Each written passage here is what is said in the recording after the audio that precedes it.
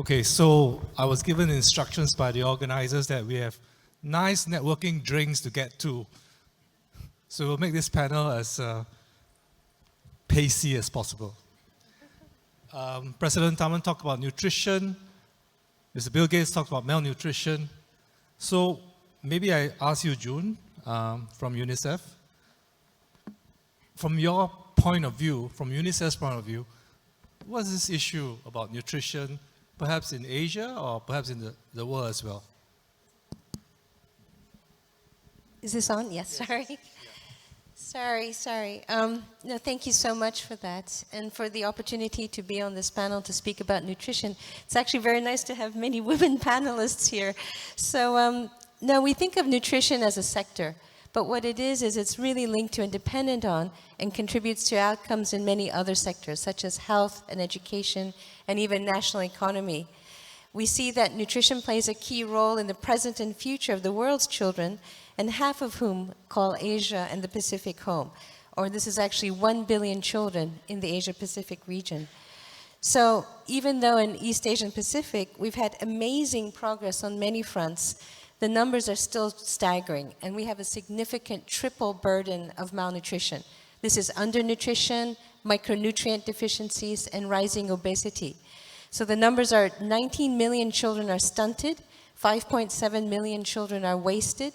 Half of all children in East Asian Pacific under 5 have at least one micronutrient deficiency, and 11 million children are overweight. So furthermore, we know that rising debt, inflation, cuts to development funding, and the growing climate crisis are all posed to further threaten hard-earned progress in child nutrition. We also see that the increasing frequency of climate shocks and disasters adds another layer of vulnerability that disproportionately affects the most vulnerable, including children. So what we know from the science is that the nutrition children receive in early years profoundly shapes their ability to grow, learn, and thrive, with lifelong consequences for themselves, their families and communities, and also for entire economies. Yet progress is possible and has been made. It's about having the right policies, the right partnerships, and the right investments to give children the right start in life. So at the turn of the century, actually 1/4 of children in East Asia and the Pacific was chronically undernourished. Today, that number is only 1 in 7. That's 20 million fewer children whose lives are now on a healthier and more productive path. In Indonesia, we've seen that under strong government leadership and with support from partners like the Tanoto Foundation, childhood stunting has declined by more than 15 percentage points in just a decade. Nutrition is not just a health issue. It's the very foundation for a child's ability to learn, to work, to innovate. It really is the bedrock of human capital development and economic growth. We also call the window of opportunity the first 1,000 days of a child's life. From conception to a child's second birthday is also known as the window of opportunity. It's a once-in-a-lifetime opportunity for brain development, physical growth, and building a strong immune system. Undernourished children are more likely to drop out of school, less likely to find stable employment, and more likely to face lifelong health issues that strain public health systems and budgets. When malnutrition happens at scale, affecting millions of children, it becomes an economic hurdle for communities and countries. It reduces GDP and widens inequality. On the flip side, the returns of investing in child nutrition are unparalleled. Leading global economists have consistently ranked nutrition among the smartest investments we can make. So for every $1 invested in combating child malnutrition, there is an average return of $23. So over the next decade, global nutrition investments could unlock $2.4 trillion in economic gains. So investing in nutrition makes communities stronger by improving food systems, reducing the burden on health systems, helping create more productive and adaptable workforces, ready to meet the demands of a changing climate and global economy. And so again, this is the power and potential of investing in nutrition. And again, we're here today really to look at the power of partnerships. So the strength lies in collective action with all involved, with governments, the private sector, philanthropies, civil society, all of whom are committed to scale solutions alongside us. And if I can just end with one concrete example, and that's the Child Nutrition Fund. So this is a UNICEF-led partnership with the Gates Foundation, with SIF, and the UK's Foreign, Commonwealth and Development Office. The fund is more than a funding platform. What it does is it drives urgent and collective actions in the countries with the greatest need. In March, UNICEF was very grateful to secure an up to 500 million matching pledge to the fund from the Bezos family, creating a rare opportunity to double the impact of every investment made. This spans 18 countries in Asia and the Pacific and is designed to drive urgent, scalable action. So our goal is bold: 270 million children and women in Asia and the Pacific. So just to say, now is the time to act. We have the evidence, we have the tools, but what we need are the partnerships. We need the bold investments. So real change happens when governments, private sector, philanthropy, and civil society come together with trust and accountability to unleash the full potential of generations. When we nourish a child, we nourish their dreams, their future, and our future. Thank you. Thank you. Thank you, June. So we know that at least one of the solutions offered today, and we know this already in the field, is actually a school feeding program, nutrition program for students. But what's missing there? Is there a science to the whole nutrition that we need to look at more carefully and more deeply so that we get, as President Tam would say, best value for the investment of philanthropic dollar? Perhaps I ask Dr. Wiswat, you worked a lot on research into proteins and nutrition. Would you like to share some thoughts? Right. Thank you very much for the opportunity. And I'd like to also echo the President's word on that we need a new green revolution, really. And we were talking a lot about food security, but today I would like to talk more about the nutritional security, which is really important for the food sector. So everyone is well aware that the NCDs are rising rapidly, alarmingly. And I am actually, other than working on food and nutrition, I also work with allergies, and the stats are scary. Because every 7 years, we double the incidence of allergies. And in Thailand, if you're born today, you have a 50% chance of having at least one kind of allergies. My 2 kids are all included in that. And it really drives the issues home. And we know that these NCDs are related to food, unhealthy food, especially the ultra-processed food. So we need to move away from that. And we know that wealthy does not necessarily translate into healthy. The data shows that in the US, 58% of the calories consumed come from ultra-processed food. And 88% of the nations are not consuming enough vegetables. This is alarming. So how do we do that? In Asia, we used to be so good at nutrition, eating a lot of different food. We used to have hundreds of species of plants that we consume, and now we're down to a few dozen.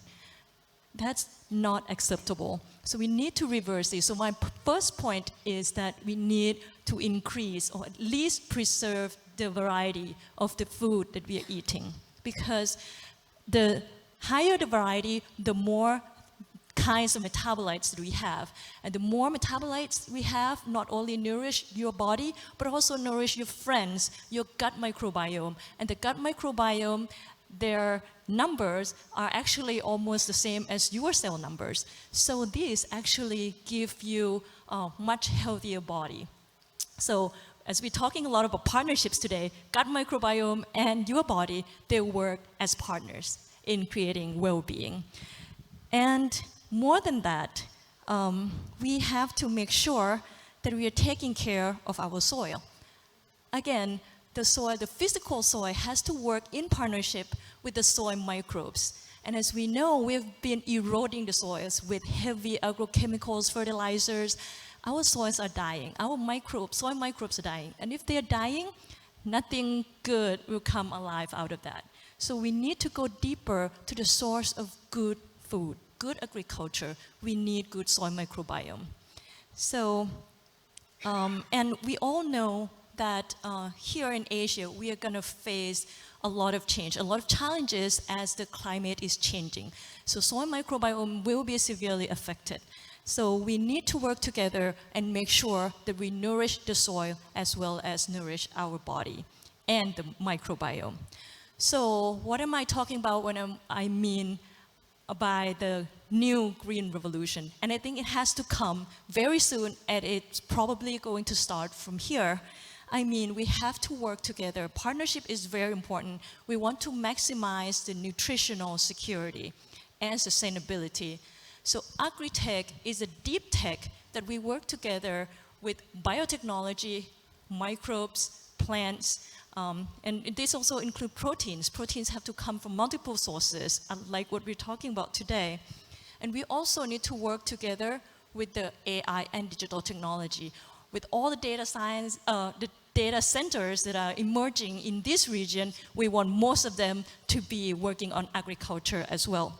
So our point, my calling, is that we invest in research education, we invest in small farmers, we enable local young entrepreneurs, because those people are going to come up with innovations and they are going to be the one driving the connection. We need networks and alliance with our government. So those are my calling for this area. Thank you. Thank you. Thank you. Thank you very much. So there's potential not just for school feeding program, but also for research and development, use of technology in agriculture, use of AI. Wonderful. But nutrition also has an intergenerational effect. You feed the children correctly, they grow up well, healthy, and then they give birth to healthy children. Perhaps I can ask Professor Chang to share your thoughts about the work you're doing. Thank you so much for having me here. And good afternoon, everyone. It's really a great pleasure to be a part of this important discussion about nutrition challenge. I'm so glad that we have this topic in such an important conference summit. So when talking about nutrition, malnutrition, I like to put it like in two dimensions. One is over lifespan, the other is about health span. So the importance of nutrition has been well cited by the previous speakers and our panelists. So one point I'd like to highlight also to answer the question, which is the intergenerational impact of nutrition. So which put women is so important. So the nutrition for women, especially for pregnant women, is so important, not just for women themselves, but also for the next generations. There are emerging evidence based on from both animal data and from large population-based study have shown that like what mom eats during pregnancy can have lifelong impact on offspring's health through the impacts of epigenetics and the change of microbiome, as has mentioned by the previous panelist.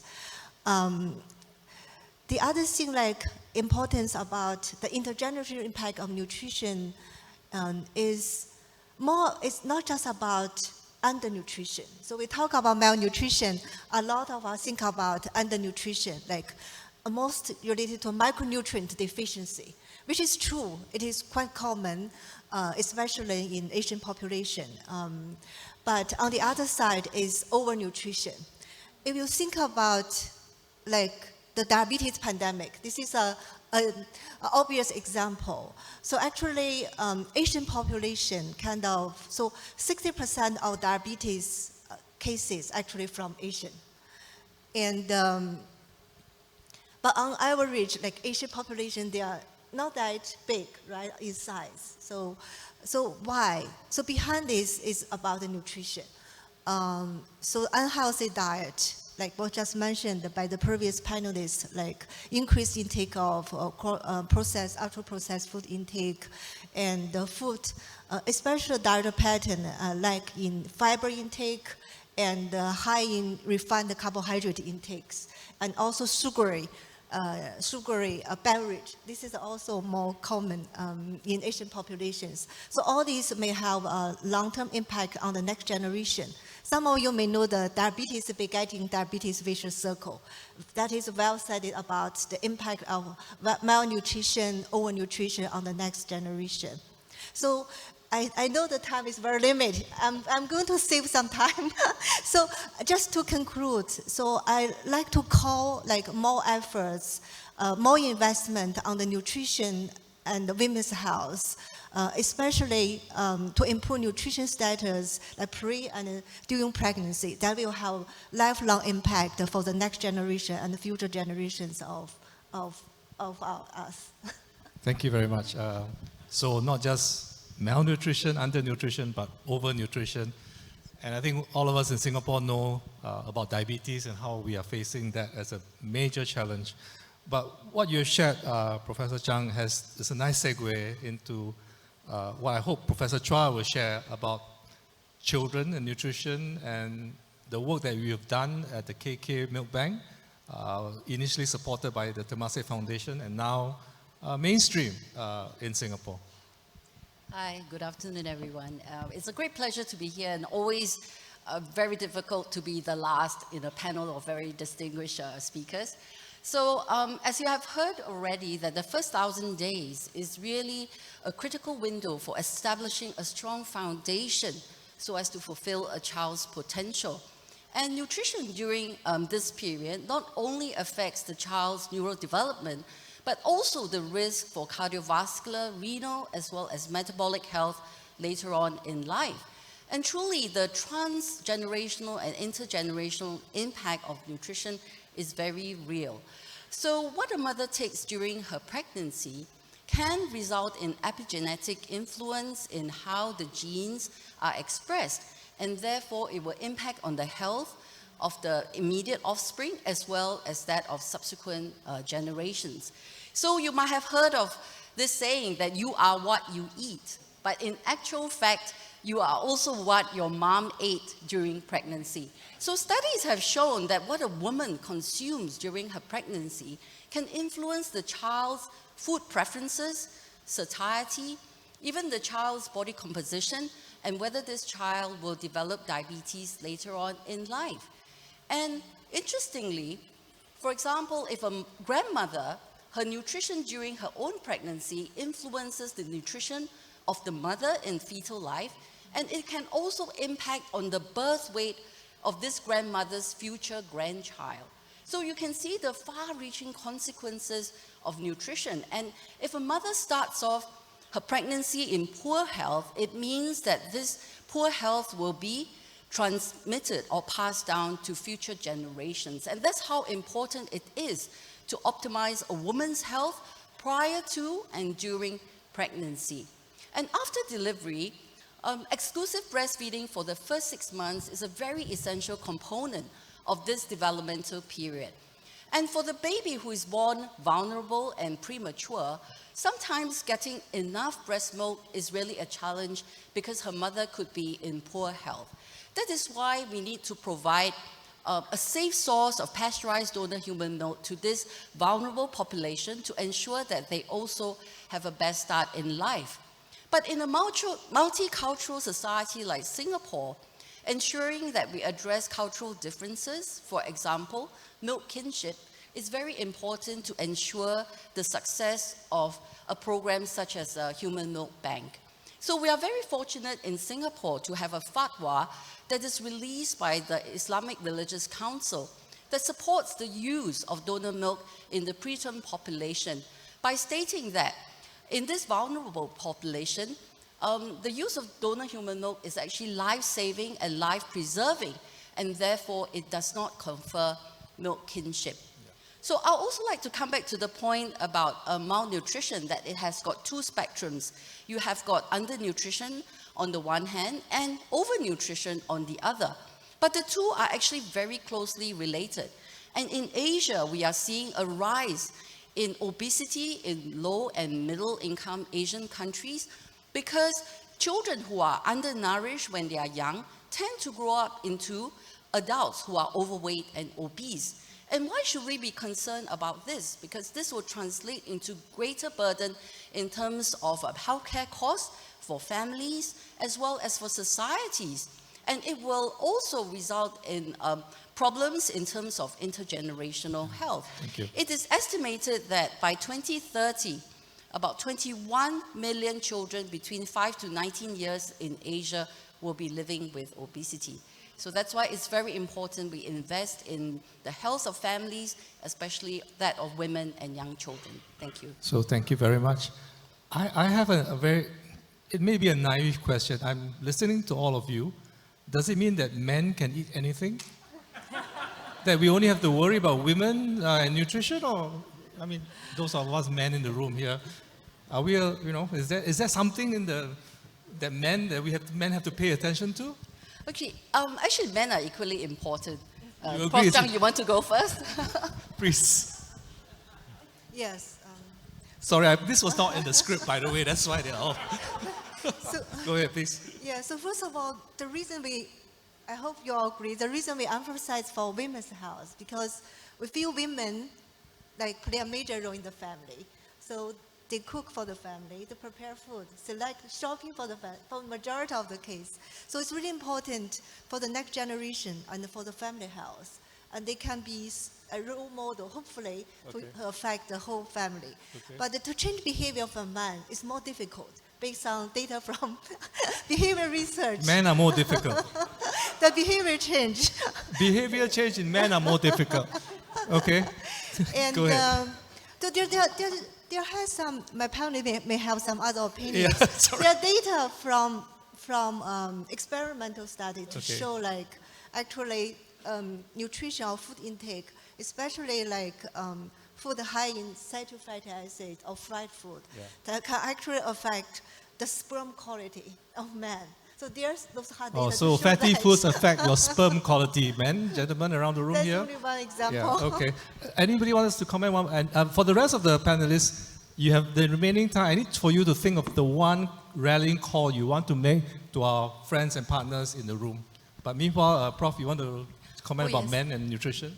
So similarly, just that the men will not be, they don't feel left out. There are studies to show that, the nutritional intake of a boy growing up can actually impact the health of this young boy's future grandson. Okay. So definitely men are very important, and in KK we are embarking on this TOFI study, which is looking at lifestyle and the environmental factors, how it impacts men and fertility, and also the outcome of their offspring. Right. So if I get invited back here in a couple of years, I can share some of the findings with you. Thank you. I hope to be here too. 30 seconds, each of you, what would be your rallying call to everyone here? What would you like philanthropy to do with you in order to address this nutrition challenge? Anyone can go first. I think based on the life course approach, it has been shown very clearly that investing in the first 1,000 days and the early life will yield the greatest impact in terms of positive health outcomes for women and children. So I would like to urge all the philanthropists here to think about programs that can really help to optimize maternal health and also to make breast milk accessible to vulnerable preterm infants. Thank you. Thank you. Ms. June? Maybe it's focus on the foundations, put children first, and have the right policies, programs, and partnerships with trust and accountability. So policies as well. Yes. So you are appealing to governments in the room as Also, well. yes. Thank you.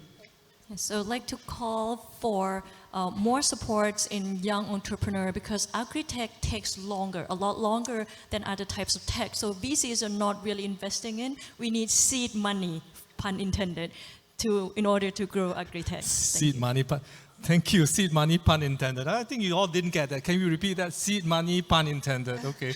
And that actually echoes what President Tharman has said about, piloting, testing the models, and then scaling up. Once it works, there are a lot more VCs willing to put the money in. And finally? Okay, finally. So actually, I like to speak for our new center set up at NUS School of Medicine, the Global Center for Asian Women's Health. We are trying to address many data gaps related to women's health, including nutrition.